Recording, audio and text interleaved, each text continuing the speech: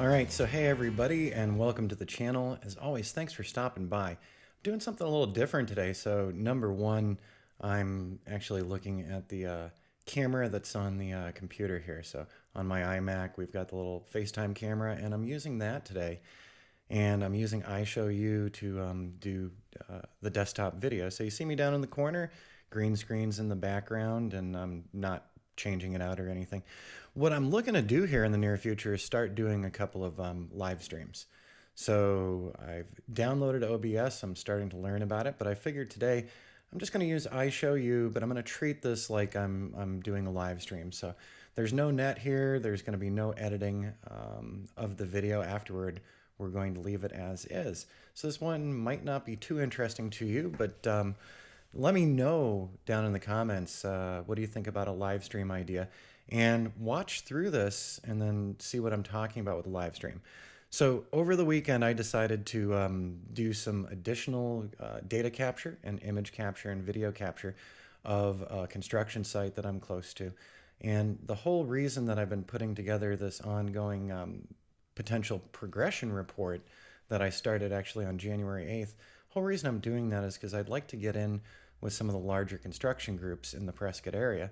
And so I'm making a private specific web page for one of those construction groups. I'm going to be doing that for each of them because I think you really need to cater to each client differently depending on their size and what they do. So this particular construction company is seeing things start to finish on this project. Of course, there's contractors and other things going on there, but in the end, doing these progression reports would benefit the construction group as a whole, help them see how they're doing on their timelines, help them see and visualize how the progress on each of the new homes is doing.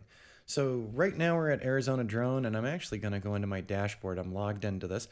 So today we're going to look at the page that I've been creating. I'm going to talk about what I'm doing with it. And I'm going to talk about what I've been using to build it. So we're going to be covering several different topics today. So a little bit of website stuff, some conversation about putting 360 images onto the page, and some conversation about putting some 3D modeling on the page as well. And then, pulling it all together to have this private page later set up that I can send along to this particular construction company. So I'm going down to my pages here and just going to grab from all pages. And let's see here. All right. So that's a newer one. And let me see, Prescott Valley drone progression demos. There we go. I'm going to go in here and edit this. So I started laying this out yesterday, and I've got some more work to do, and I'm going to be showing you some of it. So I use Xtheme, and on this particular website, Xtheme's Pro Edition, and this is a template for WordPress. So I'm going to pop in here, do the edit with Pro. I've got a whole video series on working with Xtheme and WordPress. So if you're building your own site and you're thinking that you want to do it all in-house and not use one of these services, Xtheme's pretty good. So first I start out, and this is basically placeholder text at the moment. Construction progression, I'm going to write up something more detailed. I usually will throw out a lot of ideas for myself. I'll put them down, I'll put pen to paper, and then I go back and really tweak this and customize it. On the right-hand side, we've got a revolution slider, and I'm going to show you that in just a moment. We're going to scroll down to the next part of it, and we've got another revolution slider. And once again, just throwing some ideas out here for myself, and I'll go back in and clean the verbiage of this up later. Then we've got some construction site monitoring. I'm going to be putting some verbiage in here. And I actually have a link to a very rudimentary 3D model of a small sliver of where I was filming and shooting yesterday. So number one, I'm going to go down here on the left-hand side, and I'm just going to pop open a preview. So here we go with the preview, and you can see there's that information. But what's interesting over here is this is actually a 360 panorama. So here's part of Granville. This is a newer section of Granville in Prescott Valley, Arizona. And then as I scroll and look to the north, you'll see, look at all this empty land out here. That's the empty land where they're currently constructing right now. So on a more recent 360 and on more recent photos from the videos I've been taking, it's just loading up with new houses out there. So the houses are all currently under construction, and so that's what I've been doing the progression work on. So in another video, I'll actually show you a completed version of the progression where we go through 7 days and then we go through a couple weeks as well. But so this is a 360 pano, and this was shot with the DJI Mavic 2 Pro. And this particular pano was actually using the DJI Go 4 app. And with the DJI Go 4 app, they've got an automated pano setup, and I just used that. So here's our starting point where we introduce the concepts to the potential client. Then I wanted to go down and show you, so this is a 360 pano from that open area. So that open area that was back up here, here's what's being built into it right now. So as you can see, we've got some concrete pads, we've got a lot of homes coming together.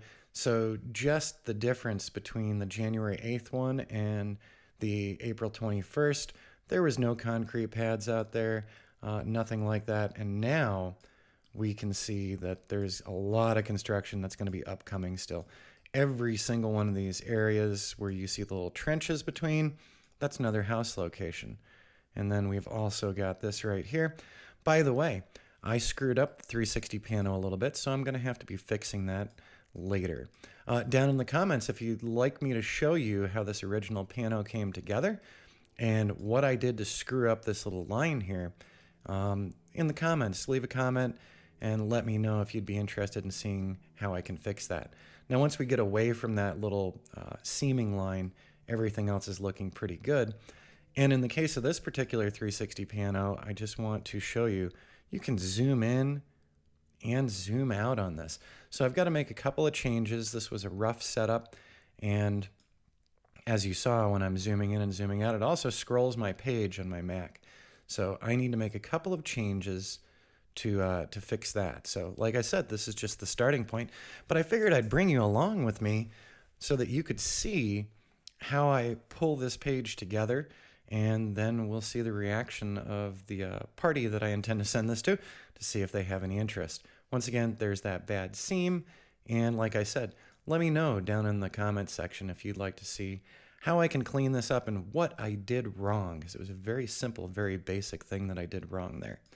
All right. Scrolling down more, so I'm going to introduce some information about construction site monitoring. On my main page, I've got a lot of this information as well, but I figure, it can't hurt to actually do a customized page for a potential client, and you can reuse that information over and over again for other clients. So I did do 2 simple 3D site models. One of them was with Ground Station Pro, where I just did a couple of passes, and I did not do a heavy overlap. Actually, I did it 50 and 50. The recommendation in overlap for Ground Station Pro is at least 70 and 70. I just wanted a very short flight to give the flavor of what a 3D model could be like. I'm going to click on this.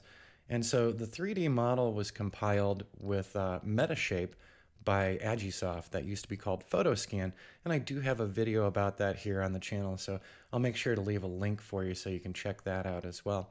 So it was DJI Ground Station Pro doing a couple of passes and shooting over, I think it was 163 images, and then I uploaded the model to Sketchfab. So, and it says click and hold to rotate. So there we go, we're rotating that around.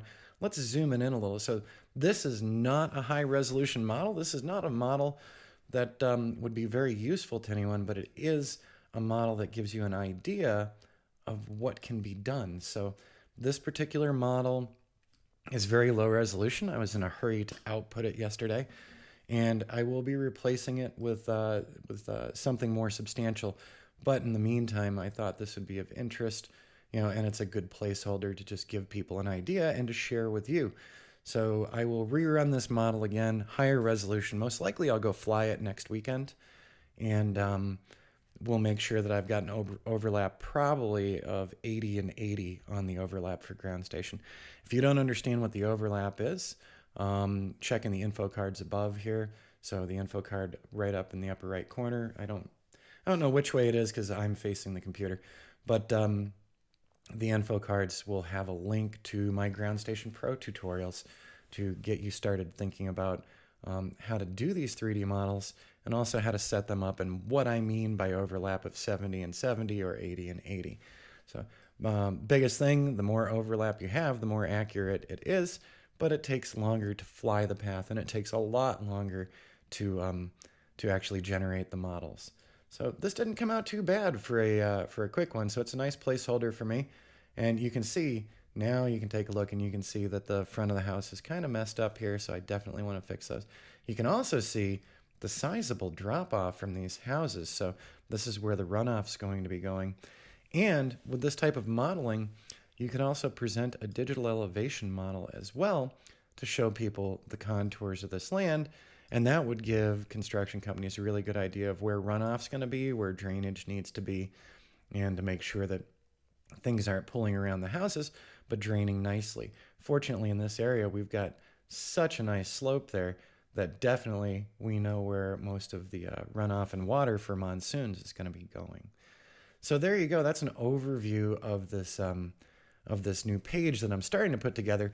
And so you might be asking yourself, well, Rich, what's up with these 360 panos? So number one, I've got another video about using 360 panos as a marketing tool and as something that your clients might be interested in having. Scrolling down here, we've got the second one that's automatically turning, and I have to fix this part. So sorry, I blanked there because I was looking at it going, ugh, I really got to fix that. So how did I get these into the WordPress setup with Xtheme? I'm going to go back to the editor here. And so we're still in WordPress. And in order to create these particular 360 panos, I used a tool called Slider Revolution. So I'm going to go into Slider Revolution, and I have several 360 panos on this website. We've got other slideshows as well. But these last two here, number 6 and number 7, these are the slideshows that I did. So number 1, what you're going to do is use a tool like Litchi and Litchi's Automatic 360 Pano, or DJI's Go 4 app has a really good 360 Pano. I'm impressed with that one. So there's something I'd use DJI Go 4 for. And actually, number 6, the Granville January, was shot with the DJI Go 4 app. And then the newest one, where I did do that bad seam, that was shot with Litchi and their automated 360 app. So Slider Revolution, as an upgrade to Slider Revolution, they've got some additional tools that you can use. One of those tools is a Panorama tool. So you do have to pay the full price for Slider Revolution, the license, but then you get access to all of these add-ons. And I'm just looking at the slide editor, and over here I've got an add-ons button where I can tell it, hey, this is a panorama, and then I can tell it what I want it to do with this panorama. So we can enable the panorama, we can enable the autoplay, we can tell it how fast we want it to go. We can have it zoom in and zoom out. So one of those two, the second one that I showed you, was zoomable. So we can turn that on and off. So we've got a couple of great tools there. Now, each of the panos, they don't look great until you put them into a tool that can render them as a 360 pano. I'm just looking over here on my right for a moment, and I'm just going to open up a JPEG file.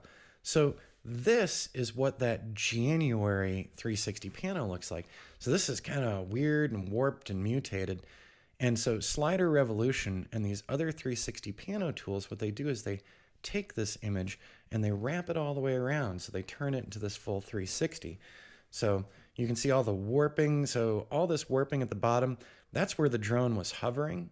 So everything that was around it is warped straight below it. But then as you look out, you do get something of a panorama. The crazy thing is where these homes are. So this line of homes here where I'm clicking actually should be looped around. They're right across from this line of homes right here. So pretty interesting. So once again, go take a look at my 360 pano intro, and I'll make sure that we've got that info card link here, or the show's end notes as well. But so for a good part of the rest of today, I'm going to be working on roughing this page out a little more. Then when I'm done roughing the page out, I've got a lot of editing to do. So from all of the stuff, let me just drag Kino over here. So Kino, I also have done some quick reviews on. This is a fantastic program for video management. So I've been using Kino to manage all of the videos that I've been putting together for this ongoing progression report. So as you see here, I've got a day 6 better path. And when I double click that, we can actually go watch this flight. I'm just going to jump this ahead real quick. And let's actually even make it go faster. Let's just speed that right up. So Kino is now my repository for all of my video, and it makes things really easy to search for the videos that I shot on a given day, or search for videos based on location. So I can do a lot of keywording and tagging, and I'm finding my video really quickly and easily, which is making putting together these progression reports much easier. So if you don't have a video management platform yet, or you're just doing folders and things and you'd like something more robust that can help you find stuff quickly, I'd suggest taking a look at Kino.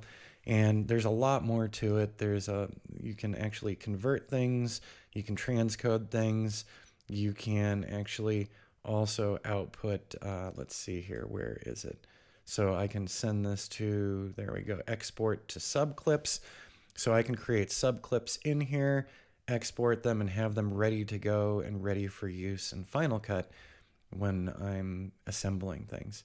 So there you go. That's and so the whole reason I'm just trying this out today to do something a little different, because I think I want to start doing some live streams where you can actually ask your questions, and while you're asking your questions, we can take a look at those things. And so I'll do it as a particular topic, and we'll talk about that topic. So we could spend one live stream on 360 panos. We could spend another live stream on simple 3D models. We could spend another live stream talking about autonomous flight, which we're still doing here. So I've just been breaking these things up. But this morning I've been playing with OBS in order to figure out live streaming, and it's kind of new to me. So I'm going to be doing some more reading today as well. But I figured I'm just going to do this free form thing here today. And I'm watching the clock because I want to keep this under 20 minutes. But when you do a live stream and you get the questions and answers, normally I've seen other people in their channels, they jump around to the different topics, and we know that these things go longer. But my idea here is if we have a live stream where we actually talk about some of these simple things, might be really useful for you. And even after live stream's over, we can save it here on YouTube, and it might be useful for other people as well. So we'll do the ones where I'm assembling things regularly, on camera regularly, and doing a single narrow topic at a time. But with the live streams, this might be something fun to do. And, like a live stream about working with Kino, and why it's such a fantastic program and why I'm enjoying it so much. I'm not sponsored by them. I paid them for their software, and I like it a lot. So, all right, we're up on 18 minutes, and so I'm going to go ahead and move Kino back over. So, yeah, for the start of this week, what I'm doing is I'm roughing out this new page for my own personal marketing, and as something that I will be sending along to a construction group in the very near future. So the rest of today, I'm going to do some more learning on OBS, and also I'm going to be editing some more of my files that I've gathered over the past couple weeks to show this construction progression. And that will be appearing here as well, because I'll probably be linking it to potential clients as well, but you get to follow along and check it out too. All right, everyone, I'm going to hop off here now. There are going to be, like I said, no edits to this whatsoever. I don't even have intro or exit music. This is me testing, getting an idea of what it's going to be like if I do want to do a live stream. And also if I like this camera here, or if I should have another camera tethered. All of these things I'll be thinking through. So if you're a small drone operator, if you're a small business, you probably understand we wear a lot of hats. So we're doing the production, we're doing the flight, we're doing the 3D model assembly, we're doing all that. We also do our own marketing. And this is all part of building your drone business, especially if you're a smaller operator. So I hope that this information is helpful to you. And like I said, I'm thinking about these live streams because we can work things through together, and maybe I'll get some ideas from the audience. And I know that, you'll get some ideas from here as well, especially if you're newer. So keep checking back. And if you enjoyed this one, even though it was a little longer, go ahead and like and subscribe down there and right down in the bottom corner. And you'll be notified whenever a new video comes out. And a couple more videos should come out this week as I'm working through the jobs that I'm doing right now. So a big part of this week, though, is my own marketing material and hopefully leading to landing a new client who's got a very large construction project that's going to be ongoing for years, most likely here. All right, everyone, as always, thanks for stopping by and hanging out. Have an awesome day, and we'll probably see you later this week.